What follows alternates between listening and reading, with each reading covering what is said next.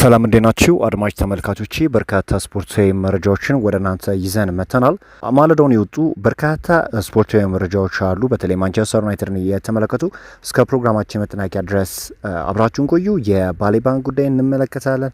የማንቸስተር ዩናይትድ የፊት መስመር አጥቂውን ለማጠናከር በርካታ መርጦችን እየተመለከተ ይገኛል። እስከ ፕሮግራማችን መጠናቂያ ድረስ አብራችሁን ቆዩ።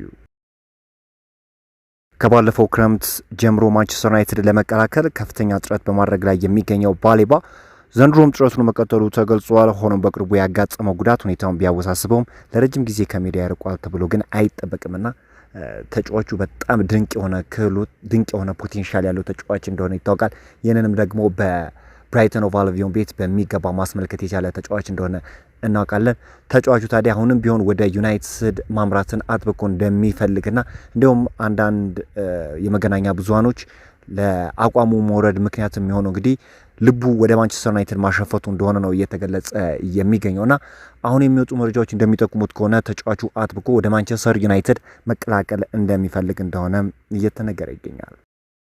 የማንቸስተር ዩናይትድ ከ21 ዓመት በተጫዋቾች ከኢፕስዊች ከ21 ዓመት በታች ተጫዋቾች ጋር በዝግ ስታዲየም የወዳጅነት ጨዋታ አድርገው ማንቸስተር ዩናይትድ 5-1 በሆነ ሰፊ ውጤት ማሸነፍ ችሏል። በጨዋታውም እንግዲህ ቺዶ ኦቢ ማርቲን 2 ግቦችን ማስቆጠር ችሏል። ይህ ልጅ እንግዲህ ብዙ ተጠብቆበት ነበር። እንዲያውም በፍጥነት ክለቡን ይላመዳል ተብሎ ነበር። በተለይም እንግዲህ ካለው ፊዚካል አንጻር በጣም ግዙፍ የሚባል ተጫዋች ከመሆኑ አንጻር እንግዲህ ለማንቸስተር ዩናይትድ ለዋናው ቡድን ጭምር ግልጋሎቱን ይሰጣል ተብሎ ነበር። ነገር ግን ተጫዋቹ ያንን ነገር በፍጥነት መከወን አልቻለም።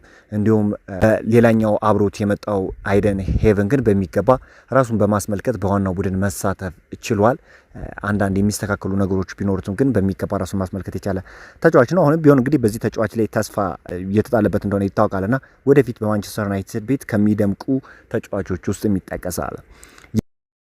የቀድሞ የሊቨርፑል ተጫዋች ጂሚ ካራጋር የዩናይትድ አዲሱን የዝውውር ስትራቴጂ የሚያወድስ አስተያየት መስጠቱ በዩናይትድ ደጋፊዎች ከፍተኛ ተቃውሞ አስከትሏል።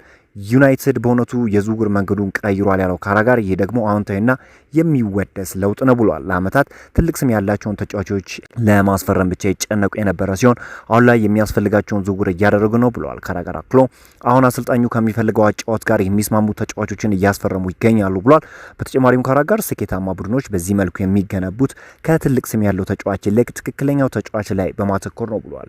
በእርግጥ ጂሚ ካራጋር አስተያየቱን የሰጠበት የራሱ የሆነ ምክንያት አለው። ምክንያቱም ለምሳሌ አሁን እንግዲህ ፒኤስጂን መመልከት እንችላለን። ድንቅ ከዋክብቶችን እንደነ ኪሊያን ምባፔ እንዲሁም ደግሞ እንደ ኔይማር ጁኒየር እንደ ሊዮኔል ሜሲ ያሉ ተጫዋቾችን ወደ ቡድኑ መቀላቀል ቢችልም ነገር ግን በአውሮፓ መድረክ ስኬታማው ክለብ አልነበረም።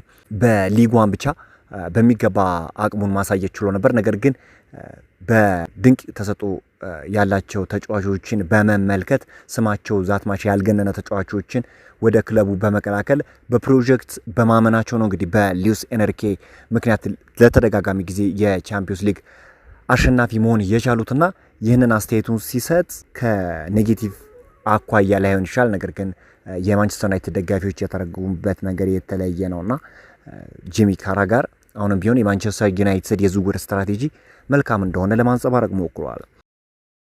ቤንያሚን ሼሽኮ በሚቀጥለው ሳምንት በአየርላንድ የማንቸስተር ዩናይትድ የልምምድ ካምፕ ውስጥ የቡድኑ አካል ይሆናል ተብሏል። ኦገስት 15 ከኤሲ ሚላን ጋር በሚደረግ የወዳጅነት ጨዋታ ላይም የተወሰኑ ደቂቃዎችን መጫወት እንደሚችል ተስፋ ተጥሏል እና በጣም መልካም የሚባል ዜና ነው። እንዲሁም እኮ ማንቸስተር ዩናይትዶች ይህ ተጫዋች አይደርስልንም በማለት ወይም ስጋት ውስጥ እንደሆኑ እየተነገረ ይገኛልና ዝውውሮችንም ለመፈጸም ዝግጁ እንደሆነ ነው እየተገለጸ የሚገኘው። በርካታ የፊት መስመር ተጫዋቾችን ሲመለከቱ ነበር እንደነ ዳኒ ዌልቤክ ያሉ ተጫዋቾች። ትላንት የወጣው መረጃ ደግሞ የሚያመላክተው እንግዲህ የኢገር ቲያጎንም ሁኔታ ዩናይትዶች እየተመለከቱት ቢሆንም ነገር ግን ብሬንትፎርዶች ተጫዋቹን የመልቀቅ ምንም አይነት ፍላጎት እንደሌላቸው አጥብቀው ገልጿል። ብሬንትፎርድ እንግዲህ ይታወቃል በተጫዋቾች ላይ ምን ያህል ሪጂድ የሆነ ክለብ እንደሆነና ለአብነት ያህል የብሪያን ኢምቦሞ ዝውውር መጥቀስ እንችላለንና ምን ያህል ውስብስብ የሆነበረ ዝውውር ምን ያህል ጊዜ እንደፈጀ በሚገባ ማስተዋል ችላለንና ኢገር ቲያጎን የመልቀቅ ምንም አይነት ፍላጎት እንደሌላቸው አሳውቀዋል። ዩናይትዶች በተከላካይ ስፍራ ቦታ ላይ እንግዲህ በተለይ በዩናይትድ ቤት ያለው ስጋት ይታወቃልና አሁን የሚወጡ መረጃዎች እንደሚጠቁሙት ከሆነ ዩናይትዶች እንግዲህ የስካልቪኒን ሁኔታ እየተከታተሉት እንደሆነ እየተነገረ የሚገኘው ከ34 እስከ 42 ሚሊዮን ፓውንድ ድረስ ሊያወጡ ይችላሉና በአትላንታ ቤት በሚገባ ብቃቱን ማስመልከት የቻለ ተጫዋች እንደሆነ ይታወቃልና አሁን እንግዲህ ይህ ተጫዋች ከጉልበቱ ጉዳት በቅርቡ የሚመለስበት እድል አለ። ዩናይትዶችም የተጫዋች ሁኔታ በሚገባ እየተመለከቱት ይገኛሉ። ተጫዋቹ 22 ዓመቱ እንደመሆኑ አንጻር ካለው አቅምና ካለው ፖቴንሻል አንጻር በተለይ ማንቸስተር ዩናይትዶች በሚገባ በተከላካይ ስፍራ ያለባቸውን ችግር የመፍታት አላማ ሀሳብ አላቸውና ይህንን የመሀል ተከላካይ ለማስፈረም እንቅስቃሴ እያደረጉ እንደሆነ እየተገለጸ የሚገኘው ኒውካስትል ለሊዩስ ሆል ወኪሎች በዚህ ክረምት እንደማይሸጥ ግልጽ አድርገዋል ተብሏል። ማንቸስተር ዩናይትድ ለሳምንታት ፍላጎት ቢያሳየም የኒውካስትል አዲሱ አሰልጣኝ እንደ ቁልፍ ተጫዋች ይመለከቱታል ሲል ፋብሪዚዮ ሮማኖ አሳውቃልና ይህ የሚያመላክተው ይህ ተጫዋች እንግዲህ በኒውካስትል ዩናይትድ ቤት እንደሚቆይ ነው። እንግዲህ የፕሪሚየር ሊግ ቲሞች በብዛት ከተመለከታችኋቸው በራቸውን ዝግ አድርገዋልና ተጫዋቹን የመልቀቅ ፍላጎትም የላቸውም።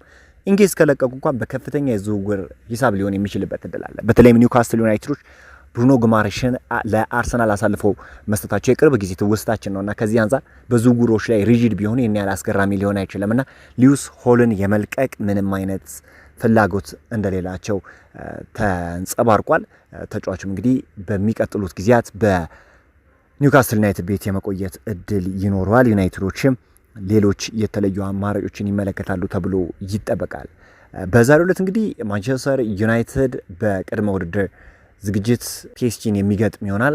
ማቲያስ ኩኛና ሰነ ላመንስ በዚህ ጨዋታ የመድረስ እድላቸው ጠባብ ነው ተብሏል። እንደዚህ አይነት ጨዋታዎች በተለይ ክለቡ በሚገባ ራሱን የሚፈትሽበት ጨዋታ ነው ተብሎ ነው የሚጠበቀውና እኔም እንድትከታተሉት ጋብዛችኋለሁ። መልካም ጨዋታ ይሆናል ብዬ አስባለሁ። ለዩናይትድም ጥሩ የሆነ ውጤትን እንመኛለን። በዛሬው ዕለት ዩናይትድን የተመለከቱ ወሳኝ ስፖርታዊ መረጃዎች ይመስላሉ። በአዳዲስ ስፖርታዊ መረጃዎች እስክንገናኝ መልካም ተመኘው።